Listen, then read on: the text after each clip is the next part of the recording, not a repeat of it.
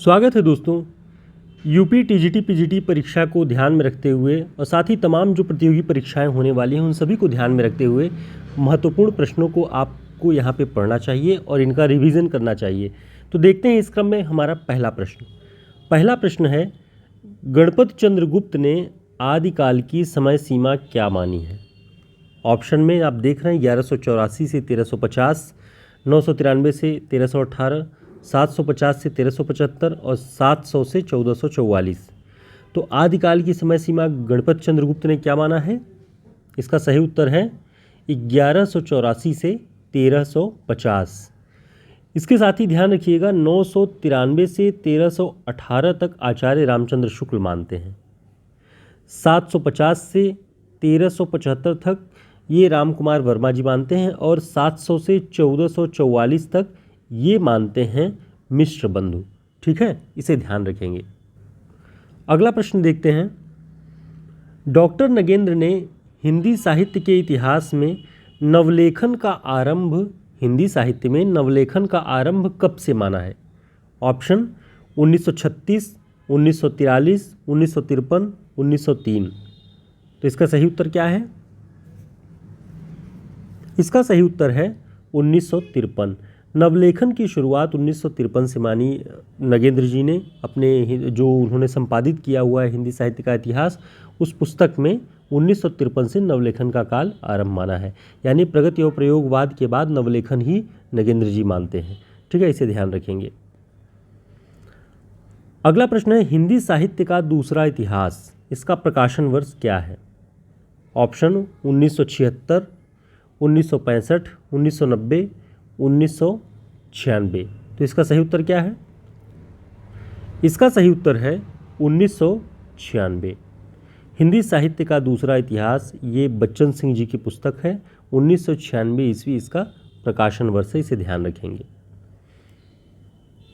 अगला प्रश्न है, जहि मन पवन न संचरई रवि ससि नाहि पवेश, ये पंक्ति किस कवि की है? ऑप्शन सरहपा, लुइपा, देवसेन, विद्यापति। तो इसका सही उत्तर क्या है? इसका सही उत्तर है सरहपा। जहि मन पवन न संचरई रवि ससि नाहि पवेश, ये सरहपा की पंक्ति है। सरहपा को हिंदी साहित्य का पहला कवि कौन मानता है? कमेंट करके ज़रूर बताएं और साथ ही इनका जन्म वर्ष क्या है, ये दोनों चीज़ें कमेंट करके आप ज़रूर बताइए। दोस्तों, हरियाणा असिस्टेंट प्रोफेसर भर्ती परीक्षा की तैयारी के लिए हमने लाइव क्लासेस, लाइव बैच चला रखी है, जिसमें सभी जो गद्य रचनाएं और काव्य रचनाएं लगी हुई हैं, इन सब पे हम महत्वपूर्ण प्रश्नों को पूरा डिस्कस करेंगे, जो प्री परीक्षा के लिए बहुत उपयोगी होगा, स्क्रीनिंग के लिए। साथ ही लिखित परीक्षा के जो टिप्स हो सकते हैं वो मॉडल आंसर हम आपको उसमें प्रोवाइड कराएंगे। तो आप हमारे व्हाट्सएप पे संपर्क करके इस क्लास को, इस बैच को ज्वाइन कर सकते हैं। अगस्त 2025 तक ये आपका वैध रहेगा।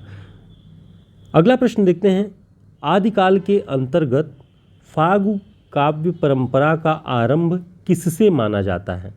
आदिकाल के अंतर्गत फागु काव्य परंपरा, ऑप्शन में है सिद्धों से, नाथों से, जैनियों से, तांत्रिकों से।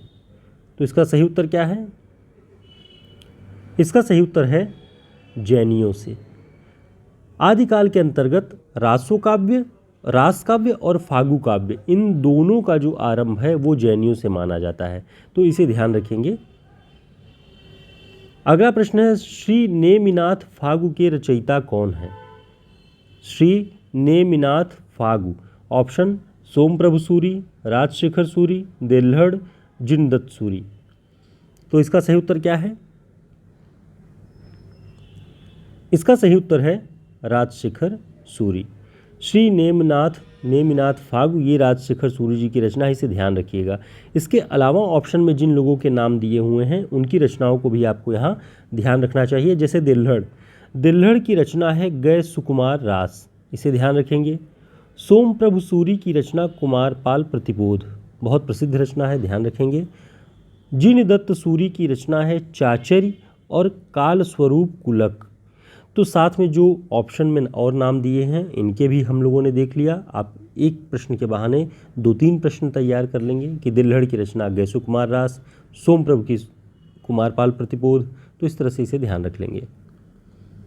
अगला प्रश्न है, कयमास वध किस प्रसिद्ध रचना का अंश है? ऑप्शन परमाल रासो, खुमार रासो, पृथ्वीराज रासो, पद्मावत। तो इसका सही उत्तर क्या है? इसका सही उत्तर है पृथ्वीराज रासो। कैमास वध पृथ्वीराज रासो का चंद्रवरदायीकृत पृथ्वीराज रासो का अंश है, एक खंड है जिसे सर्ग के नाम से आप जानते हैं कि पृथ्वीराज रासो में 69 समय है, तो एक समय कैमास वध है।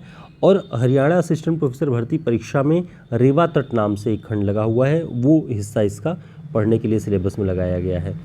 परमाल रासो का एक खंड जो बहुत प्रसिद्ध है वो आल्हा खंड है, उसे ध्यान में रखिएगा।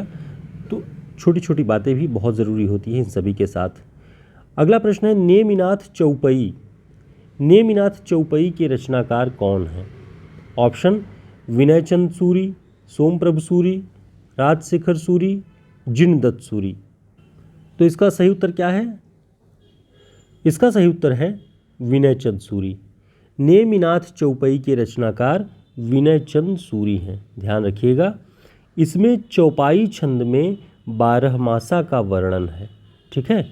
कभी भी अगर आदिकाल की रचनाओं के नाम इस तरह के दे करके पूछ ले, चौपई, नेमिनाथ रास या कुछ भी, तो आपको ध्यान रखना है कि नेमिनाथ चौपई में ही चौपाई में 12 मासा का वर्णन है। तो ऊपर के प्रश्न में अगर आपने ध्यान दिया होगा तो हमने श्री नेमिनाथ फागु के बारे में जिक्र किया है जो राजशेखर सूरी की रचना है, और ये रचना नेमिनाथ चौपई है, ये विनयचंद सूरी की रचना है, ठीक है। दोस्तों, हमने हरियाणा असिस्टेंट प्रोफेसर भर्ती परीक्षा के लिए और यूपी टीजीटी पीजीटी भर्ती परीक्षा के लिए हमने टेस्ट सीरीज़ चलाई हुई है, जिसमें आपको 1000 प्रश्नों का पूरा सीरीज मिलेगा। 100 प्रश्नों का 10 सेट आपको मिलेगा। तो आप इसे ज्वाइन कर सकते हैं समय सीमा देखते हुए। व्हाट्सएप पे हमारे संपर्क करके आप इस टेस्ट सीरीज़ का हिस्सा बन सकते हैं। कई लोग जुड़ चुके हैं। यूपी टीजीटी पीजीटी के लिए भी यही है। हमने इसमें जो ग्रामर के, संस्कृत के और हिंदी साहित्य के महत्वपूर्ण प्रश्न हो सकते हैं संभावित, उन सभी के आधार पर, पूछे गए प्रश्नों के, बहुत प्रश्नों के आधार पर इस टेस्ट सीरीज़ को निर्मित किया हुआ है। तो आप अभी कुछ छूट चल रही है, आप हमारे व्हाट्सएप नंबर पर संपर्क करके इस टेस्ट सीरीज़ का हिस्सा बन सकते हैं और अपनी तैयारी को जांच सकते हैं। अगला प्रश्न देखते हैं, विजय सेन सूरी की रचना कौन सी है? विजय सेन सूरी की रचना कौन सी है? ऑप्शन चंदन बाला रास, आबू रास, रेवंत गिरी रास, संदेश रासक। तो इसका सही उत्तर क्या है? इसका सही उत्तर है रेवंत गिरी रास। विजय सेन सूरी की रचना रेवंत गिरी रास है, ठीक है। आसगू कवि का चंदन बाला रास है, आप सभी जानते हैं। आबू रास ये पल्हड़ नाम के एक कवि हैं, उनका है। संदेश रासक ये किसका है? कमेंट करके आप बताएं। अगला प्रश्न है, नाथ संप्रदाय में किसे बालनाथ के नाम से भी जाना जाता है? ऑप्शन आदिनाथ, गोरखनाथ, चरपटनाथ, जलंधरनाथ। तो इसका सही उत्तर क्या है? किसे नाथ संप्रदाय में बालनाथ के नाम से जाना जाता है? जलंधरनाथ को। ध्यान रखेंगे, जलंधरनाथ को बालनाथ के नाम से भी जाना जाता है नाथ संप्रदाय में। अब यहाँ से कुछ महत्वपूर्ण बातें भी ध्यान रखिए कि नाथों की संख्या कितनी मानी जाती है? 9। गोरक्ष सिद्धांत संग्रह गोरखनाथ जी की जो रचना है उसके आधार पर नाथों की 9 संख्या है। नागार्जुन, जड़भरत, हरिश्चंद्र, सत्यनाथ, भीमनाथ, गोरक्षनाथ, चरपट, जलंधर और मलयार्जुन, ये 9 नाथों की संख्या आपको ध्यान रखना है, जिसमें आदिनाथ को शिव माना गया है और नागार्जुन को रसायनी कहा गया है। तो ध्यान रखेंगे, नागार्जुन, जड़भरत, हरिश्चंद्र, सत्यनाथ, भीमनाथ, गोरक्षनाथ, चरपट, जलंधर, मलयार्जुन, ये 9 नाथों के नाम हैं।